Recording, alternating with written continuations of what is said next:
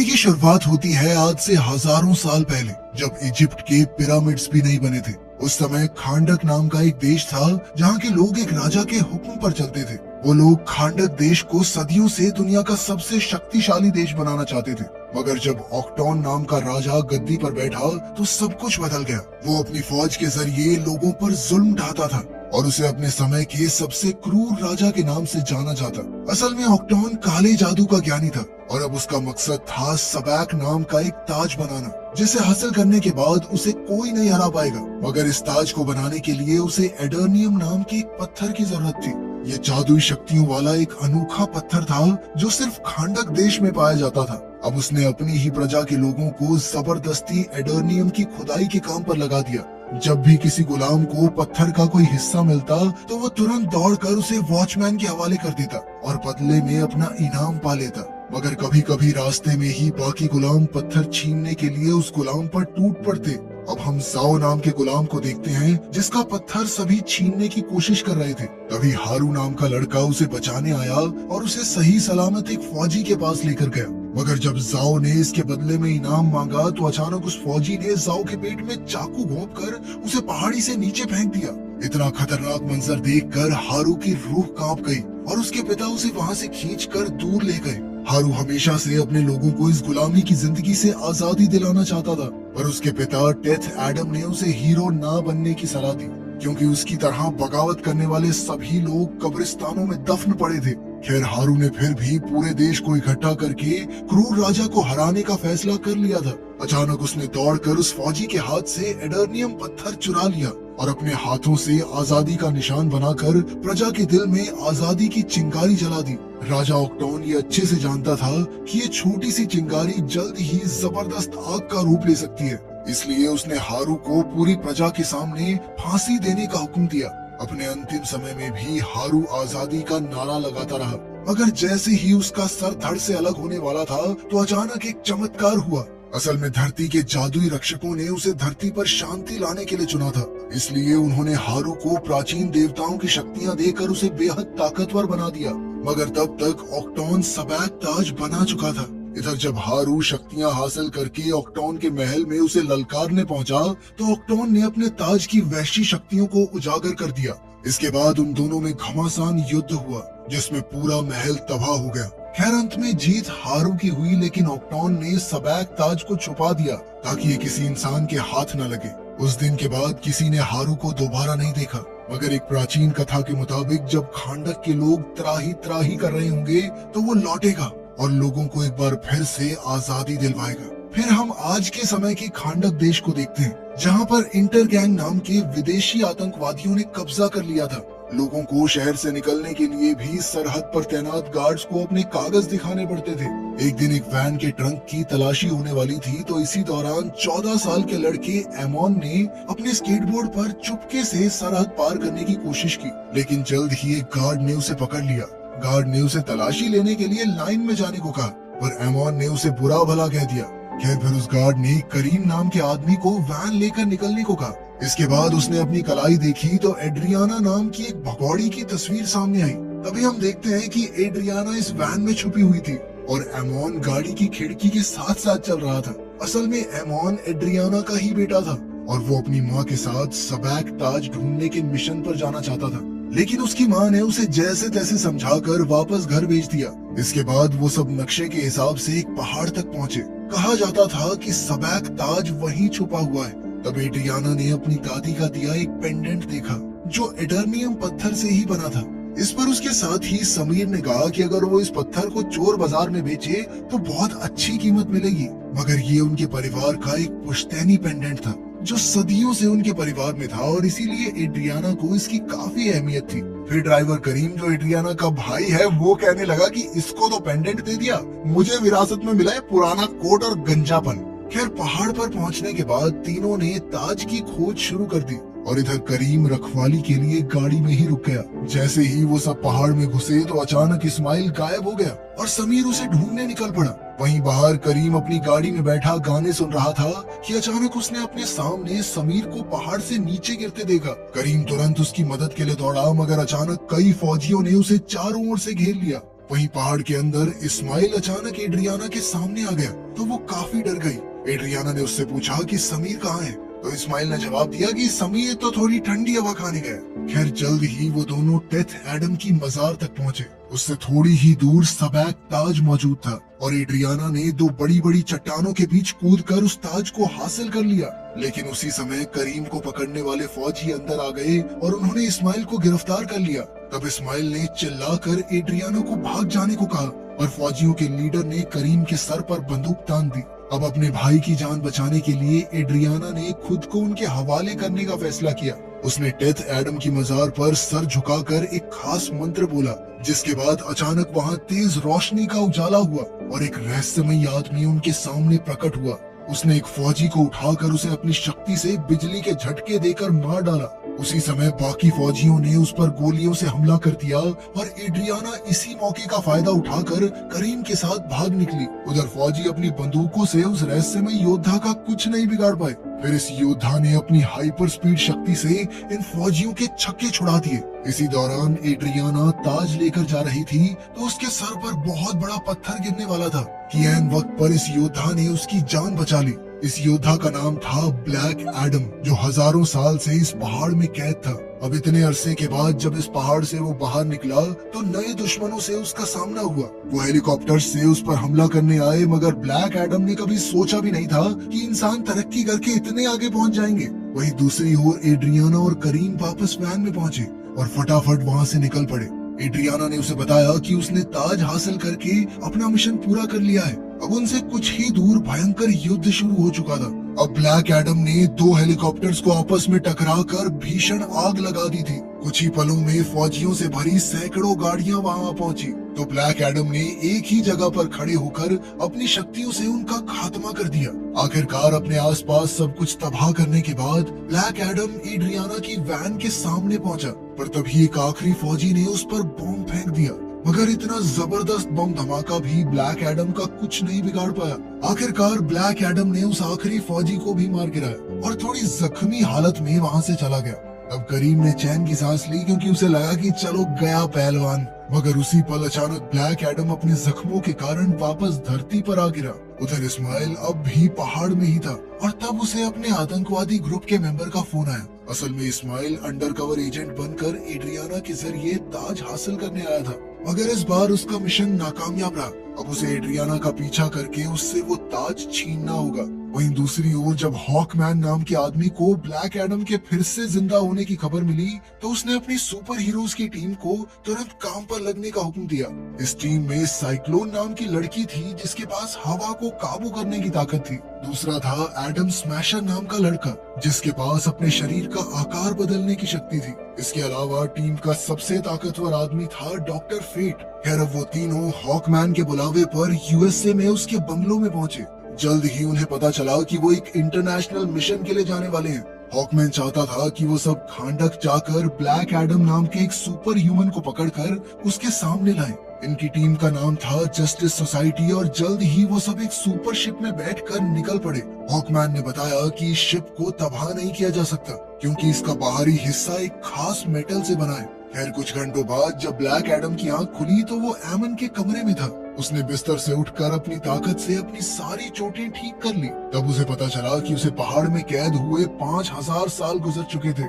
वहीं living room में Adriana उस कीमती ताज पर रिसर्च कर रही थी। तभी उसे ताज के अंदर की तरफ कुछ शब्द लिखे हुए दिखाई दिए। उस पर लिखा था कि जिंदगी ही मौत का जरिया है। वहीं आमोन ने अपने कमरे में ब्लैक एडम को बताया कि जब से तुम गायब हुए थे तो खांडक शहर पर दूसरे देशों ने कब्जा कर लिया और यहाँ के लोगों को गुलाम बना लिया। लेकिन खांडक के लोगों ने ब्लैक एडम की मूर्ति बनाई क्योंकि उन्हें पूरा यकीन था कि एक ना एक दिन ब्लैक एडम उन्हें बचाने के लिए जरूर लौटेगा।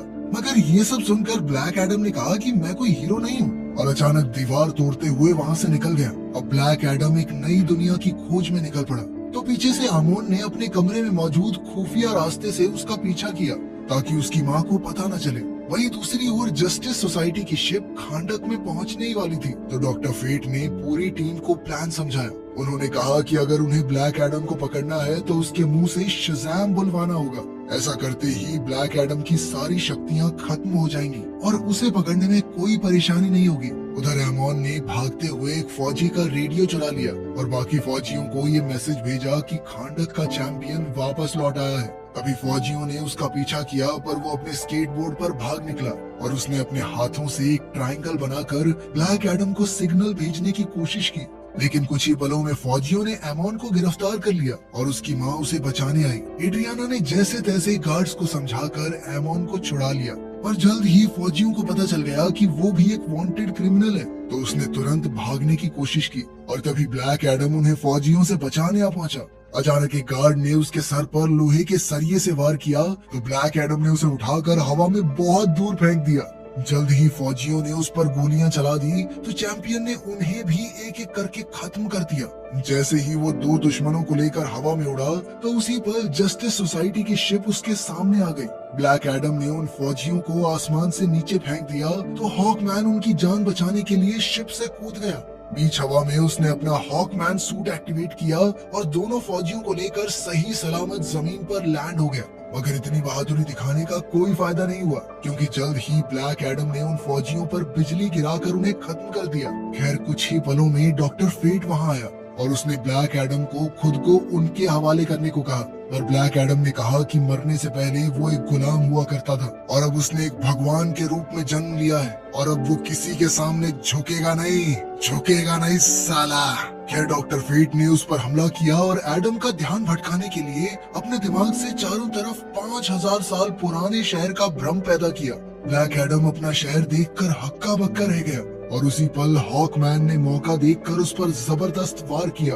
अब ब्लैक एडम ने गुस्से में आकर हॉकमैन को जोरदार बिजली के झटके दिए और फिर हवा में ले जाकर पीटने लगा। तब डॉक्टर फेट ने उनके बीच में आकर ब्लैक एडम को वापस जमीन पर फेंक दिया। अब बारी थी साइक्लोन और एडम स्मैशर के हमले की। साइक्लोन ने अपनी शक्तियों से हवा में एक जबरदस्त बवंडर बनाया और इसी के जरिए ब्लैक एडम पर लोहे के सरियों से हमला करके उसे कैद करने की कोशिश की, मगर ब्लैक एडम इस हमले से भी आजाद हो गया। तो डॉक्टर फेट ने फिर से उसे गिरफ्तार करने की कोशिश की। उसी समय साइक्लोन और हॉकमैन ने मिलकर ब्लैक एडम पर आखिरी हमला किया। इससे ब्लैक एडम गुस्से से लाल हो गया और उसने अपनी सारी शक्तियां एक साथ उजागर करके सभी दुश्मनों को एक ही बार में धूल चटा दी। ब्लैक एडम को लगा कि वो जीत चुका है, पर तभी एडम स्मैशर ने अपने भारी भरकम मुक्के से ब्लैक एडम की हड्डी पसली एक कर दी। पर जैसे ही ब्लैक एडम उठ खड़ा हुआ तो उसने एक ही मुक्के में एडम स्मैशर को बेहोश कर दिया। इसके बाद वहाँ के लोगों ने खुशी में ब्लैक एडम की जीत के नारे लगाए और ब्लैक एडम वहाँ से चला गया। अब डॉक्टर फेट ने अपनी टीम से कहा कि कोई भी ब्लैक एडम का पीछा नहीं करेगा, क्योंकि वो जानता था कि उनमें से किसी के अंदर ब्लैक एडम को हराने की ताकत नहीं है। फिर डॉक्टर फेट अपनी टीम के साथ एड्रियाना के पास पहुंचा, क्योंकि उसने एक सपने में देखा था कि सैबक का ताज एड्रियाना के पास है, मगर एड्रियाना कहने लगी कि मेरे पास कोई ताज नहीं है। उधर हम देखते हैं कि जस्टिस सोसाइटी की टीम और ब्लैक एडम के युद्ध के दौरान एमोन ताज को अपने बैग में डालकर भाग गया था। अब एड्रियाना ने हीरोज की टीम के साथ महल जाने का फैसला किया, जहां ब्लैक एडम रहता था। प्राचीन कथा के मुताबिक 5000 साल पहले ब्लैक एडम इसी महल में अपने लोगों को आजाद करवाने गया था, मगर जस्टिस सोसाइटी के मेंबर्स ने कहा कि वो वहां आजादी दिलाने नहीं बल्कि बदला लेने गया था। तो ब्लैक एडम के भयानक गुस्से की वजह से उसकी शक्तियां उसके काबू से बाहर हो गई और पूरा महल तबाह हो गया। इसके बाद धरती के जादुई रक्षकों ने कहा कि वो अपनी शक्तियां इस्तेमाल करने के लायक नहीं है, इसलिए उसे एक मजार में कैद कर दिया गया और आखिरकार 5000 साल बाद एड्रियाना ने उसे फिर से आजाद किया। खैर अब एड्रियाना हीरोज की टीम के साथ ब्लैक एडम के सामने पहुंची तो ब्लैक एडम ने उनकी बात सुनने का फैसला किया। वहीं दूसरी ओर जब एमोन घर पहुंचा तो उसने देखा कि इस्माइल तो जिंदा था, तो उसे काफी हैरानी हुई। अचानक इस्माइल ने उस पर बंदूक तान दी और तब ये खुलासा होता है कि इस्माइल एक गद्दार था जो यहाँ ताज चुराने आया था। उसने आमून और करीम को जान की धमकी देकर अपना बैग उसके हवाले करने को कहा, मगर करीम इतना ताकतवर ताज इस्माइल जैसे खतरनाक आदमी के हाथ लगने नहीं दे सकता था। इसलिए करीम ने इस्माइल पर हमला बोल दिया और आमून को ताज के साथ भाग जाने को कहा। इसी चक्कर में करीम के पेट में गोली लग गई, पर तब तक आमून अपने कमरे के खुफिया रास्ते से भाग गया। वहीं ब्लैक एडम और जस्टिस सोसाइटी की मीटिंग के दौरान आमोन ने एड्रियाना को फोन किया और उसे सारी घटना की खबर दी। आमोन ने कहा कि इंटर गैंग हाथ धोकर उसके पीछे पड़ी है और अभी वो एक बिल्डिंग में छुपा हुआ है। तब एड्रियाना ने ब्लैक एडम से अपने बेटे को बचाने की गुजारिश की। ब्लैक एडम तुरंत उसे बचाने निकल पड़ा और वहां जाकर उसने देखा कि आतंकवादियों ने आमोन को गिरफ्तार कर लिया था। तब ब्लैक एडम ने उन्हें आमोन को रिहा करने को कहा तो आतंकवादी ने उसे हवा से ही नीचे फेंक दिया, पर ऐन वक्त पर ब्लैक एडम ने उसे बचा लिया। अब वो बाकी गुनहगारों को मारने के लिए निकला, पर इसी दौरान इस्माइल आमोन के सर पर बंदूक रखकर उसे अपने साथ ले गया। इस्माइल ने उसका बैग खोलकर पूछा कि ताज कहाँ है, पर आमोन अपना मुंह खोलने को राजी नहीं था। तब इस्माइल ने उसे बंदी बना लिया और जब ब्लैक एडम को इसका पता चला तो वो गुस्से से आग बबूला हो गया। इस्माइल ने आमोन को एक उड़ने वाली मोटरसाइकिल के ट्रंक में छुपा रखा था। वहाँ से आमोन ने अपनी माँ को फोन करके बताया कि इस्माइल ने उसे कैद कर लिया है। ये सुनकर जस्टिस सोसाइटी भी आमोन को बचाने के मिशन पर निकल पड़ी। ब्लैक एडम एक एक करके मोटरसाइकिल्स की तलाशी ले रहा था और साथ ही दुश्मनों का सफाया करता जा रहा था। तब हॉकमैन ने उसे इस तरह लोगों की जान लेने से रोका, लेकिन चैंपियन किसी से ऑर्डर्स लेने वालों में से नहीं था। आखिरकार ब्लैक एडम ने आखिरी मोटरसाइकिल की तलाशी ले ली और कहा कि आमोन इसमें भी नहीं है। असल में इस्माइल ने तो मोटरसाइकिल्स पर अपने आदमियों को ब्लैक एडम का ध्यान भटकाने के लिए भेजा था, जबकि वो खुद आमोन को लेकर एक ट्रक में फरार हो गया था। खैर उधर डॉक्टर फेट एड्रियाना के घर पहुंचा क्योंकि वो जानता था कि ताज यहीं छुपा हुआ है। वहां जाकर उसने देखा कि करीम गोली से जख्मी होकर जमीन पर पड़ा था। करीम की हालत बेहद नाजुक थी और उसे लग रहा था कि उसका आखिरी समय आ गया है। और तब डॉक्टर फेट ने उसे शांत होने को कहा। असल में वो भविष्य देख सकता था और उसने कहा कि करीम की मौत आज नहीं होगी, वो बिजली के झटके से मारा जाएगा। ये सुनकर करीम ने चैन की सांस ली, लेकिन अब उसे शायद इलेक्ट्रिशियन का काम छोड़ना होगा। फिर करीम का शिप में इलाज शुरू हुआ और इधर एड्रियाना अपने घर में डॉक्टर फेट को देखकर हैरान हो गई। फेट ने उसे विश्वास दिलाया कि वो और उसकी टीम आमोन को ढूंढ निकालेंगे। कुछ ही पलों में ब्लैक एडम और हॉकमैन भी वहाँ आ गए और वो अपने साथ इंटर गैंग के 2 गुंडों को लाए थे ताकि डॉक्टर फेट उनका दिमाग पढ़ सके। लेकिन तभी ब्लैक एडम उन्हें उड़ाकर आसमान में हजारों फीट ऊपर ले गया और उन्हें नीचे फेंकने की धमकी देकर उनसे सवाल पूछे। और अपने सवालों के जवाब पाने के बाद भी ब्लैक एडम ने उन्हें नीचे फेंक दिया। बेचारे हॉकमैन ने जैसे तैसे उन्हें गिरने से बचाया। अब भी ब्लैक एडम का मन उन्हें जीने देने का नहीं था। वो गुस्से में उनका खात्मा करने आया और हॉकमैन ने उस पर हमला कर दिया। इतनी जबरदस्त लड़ाई में पूरा घर तबाह हो गया और अचानक हॉकमैन को मुक्का मारने के चक्कर में सबाक ताज ब्लैक एडम के हाथ में आ गया। आखिरकार ताज को पाकर उन सब ने एक साथ मिलकर काम करने का फैसला किया ताकि वो इस ताज की शक्तियों की मदद से आमोन को बचा सके। फिर वो अपने मिशन पर निकल पड़े, पर तभी डॉक्टर फेट को भविष्य की झलक दिखाई दी कि आने वाले युद्ध में हॉकमैन की मौत हो जाएगी। अब फेट ने इसका खुलासा करते हुए कहा कि जल्द ही उन्हें एक दूसरे को अलविदा कहना होगा। फिर कुछ ही समय में वो अल हदीदिया पहाड़ों तक पहुंच गए और उन्होंने ऐसा प्लान बनाया जिसके जरिए वो अपने सभी टीम मेंबर्स की जान बचा सकें। फिर ब्लैक एडम ने समय आते ही वहां जबरदस्त हमला बोल दिया जिसमें सैकड़ों की तादाद में सिपाही मारे गए। फिर उसका सामना इस्माइल से हुआ, पर वो उस पर हमला नहीं कर सकता था क्योंकि इस्माइल एडर्नियम से बनी एक सुरक्षा कवच के अंदर था। जल्द ही बाकी टीम भी वहां आ पहुंची और जब एड्रियाना ने अपने बेटे के सर पर बंदूक देखी तो उसने ताज इस्माइल के हवाले करके उसकी जान बचाने का फैसला किया। आखिरकार सबैक ताज को हासिल करके इस्माइल ने खुलासा किया कि वो राजा ओक्टोन का आखिरी वंशज है। अब इस ताज को पाकर वो खांडक का अगला राजा बनने को तैयार था। फिर उसने सबैक ताज पर लिखा मंत्र पढ़कर अपना सुरक्षा कवच बंद किया और आमोन पर गोली चला दी। मगर ऐन वक्त पर ब्लैक एडम ने अपनी सुपर स्पीड शक्तियों की मदद से आमोन को गोली लगने से पहले ही बचा लिया। इस दौरान ब्लैक एडम को इतना गुस्सा आ चुका था कि उसकी शक्तियां एक बार फिर बेकाबू हो गई और पूरा पहाड़ तबाह हो गया। खुशकिस्मती से जस्टिस सोसाइटी टीम के सुरक्षा कवच की बदौलत एड्रियाना और आमोन की जान बच गई और अब आमोन को जल्द से जल्द इलाज के लिए भेजना होगा। वहीं एडम स्मैशर को इस्माइल के जल चुके शरीर पर ताज मिला और वो उसे शिप में ले आया। इधर हॉकमैन ब्लैक एडम के पीछे गया और उसने देखा कि ब्लैक एडम महल के सामने अपने बेटे हारू की मूर्ति को देख रहा था। असल में धरती के जादुई रक्षकों ने दिव्य शक्तियां देने के लिए हारू को चुना था ताकि वो लोगों को आजादी दिला सके। पर जब हारू बार बार जीत रहा था तो राजा ऑक्टोन ने उसके माँ बाप को बंदी बना लिया। जब वो हारू के पिता को मौत के घाट उतारने वाले थे तो ऐन वक्त पर हारू ने अपनी सारी शक्तियां अपने पिता को देकर उनकी जान बचाई। मगर वो नहीं जानता था कि आज उसकी जिंदगी का आखिरी दिन होगा, क्योंकि अपनी शक्तियां अपने पिता को देने के बाद दूर से एक तीर अंदाज ने सीधा हारू के दिल पर निशाना लगाया, जिससे उसकी मौके पर ही मौत हो गई। ये देखकर उसके पिता डेथ एडम आग बबूला हो उठे। खैर अब ब्लैक एडम जानता था कि उसका बेटा उसके बार बार बेकाबू होने पर खुश तो नहीं होगा, तो ब्लैक एडम ने अपनी सारी शक्तियां छोड़ने का फैसला किया। इसका जिम्मा उसने हॉकमैन को सौंपा और उससे वादा लिया कि शक्तियां छोड़ने के बाद वो कभी शज़ाम शब्द ना बोल सके। इसकी वजह ये थी कि बिना शज़ाम कहे ब्लैक एडम दोबारा कभी अपनी शक्तियां हासिल नहीं कर पाएगा। अब हॉकमैन उसे पानी के नीचे मौजूद एक लैब में ले गया और एमिलिया हारकोट नाम की एक साइंटिस्ट और उसकी टीम के हवाले कर दिया।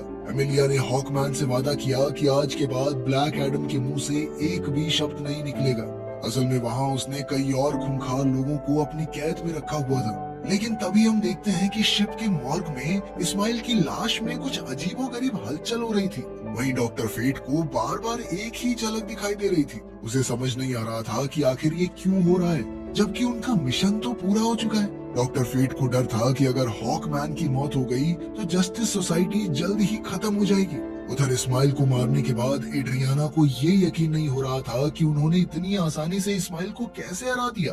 तभी उसे ताज पर लिखा मंत्र याद आया, जिसका मतलब था जिंदगी ही मौत का जरिया है। लेकिन मरने से पहले इस्माइल ने उल्टा मंत्र पढ़ा था, यानी उसने कहा था कि मौत ही जिंदगी का जरिया है। अब एड्रियाना ने तुरंत ताज को उल्टा किया तो उसे एहसास हुआ कि ताज को उल्टा करके उल्टा मंत्र पढ़ने से वो भी सच हो जाएगा। इसलिए इस्माइल ने मरने से पहले ये मंत्र पढ़ा था। तब जाकर एड्रियाना को समझ आया कि इस्माइल का तो प्लान ही ये था कि ब्लैक एडम उसे मार दे। इस तरह वो मरने के बाद फिर से जिंदा हो जाएगा और खांडक की गद्दी पर कब्जा कर लेगा। जैसे ही एड्रियाना ने ये गुत्थी सुलझाई तो ताज अचानक गायब हो गया और समुद्र की गहराइयों से सबैक जाग उठा। उसी समय हॉकमैन ने उस पर मिसाइल से हमला बोल दिया और सबैक ने उनकी शिप ही तबाह कर दी। आखिरकार जस्टिस सोसाइटी ने मिलकर सबैक को गद्दी पर बैठने से रोकने का फैसला किया, क्योंकि अगर ऐसा हुआ तो फिर उसे कोई नहीं हरा पाएगा। अब हॉकमैन ने अपने साथियों की मदद से सबाक को जख्मी कर दिया और जब सबाक ने उस पर हमला किया तो वो बेहोश होकर गिर पड़ा। तब डॉक्टर फेट को एहसास हुआ कि उसकी भविष्यवाणी सच होने वाली है, तो उसने महल के चारों तरफ एक सुरक्षा कवच बनाकर अपनी टीम को अंदर जाने से मना कर दिया। डॉक्टर फेट अपने जिगरी दोस्त हॉकमैन की जान बचाने के लिए अपनी जान की बाजी लगाने को तैयार था। आज पहली बार ऐसा मौका आया था जब वो ये नहीं बता पा रहा था कि भविष्य में क्या होने वाला है। इधर हॉकमैन अपने दोस्त को यूं ही जाने नहीं दे सकता था, इसलिए उसने सुरक्षा कवच तोड़ने की कोशिश की पर वो नाकामयाब रहा। वहीं डॉक्टर फेट अपनी टीम को बाहर छोड़कर सबाक को रोकने पहुंचा। उसे उम्मीद थी कि ब्लैक एडम सबाक को हराने में उसकी मदद करने आएगा। इस लड़ाई के दौरान डॉक्टर फेट ने ब्लैक एडम को सिग्नल भेजा कि सिर्फ वही सबाक को हरा सकता है। अब फेट ने अपनी शक्तियों से ब्लैक एडम को बेड़ियों से आजाद कर दिया, तो वहाँ के गार्ड्स ब्लैक एडम को रोकने के लिए दौड़े। लेकिन अपनी शक्तियां खोने के बावजूद भी ब्लैक एडम गार्ड्स को हराकर समुद्र में कूद गया। उसी पल सबाक ने डॉक्टर फेट पर आखिरी वार किया, जिसके बाद महल का सुरक्षा कवच टूट गया। हॉकमैन को एहसास हुआ कि उसका दोस्त अपनी आखिरी सांसें गिन रहा है, तो वो तुरंत उसकी जान बचाने दौड़ा। लेकिन जब वो फेट के पास पहुंचा तो फेट मर चुका था। आखिरकार सबाक सिंहासन पर जा बैठा और एक जबरदस्त आग भड़क उठी,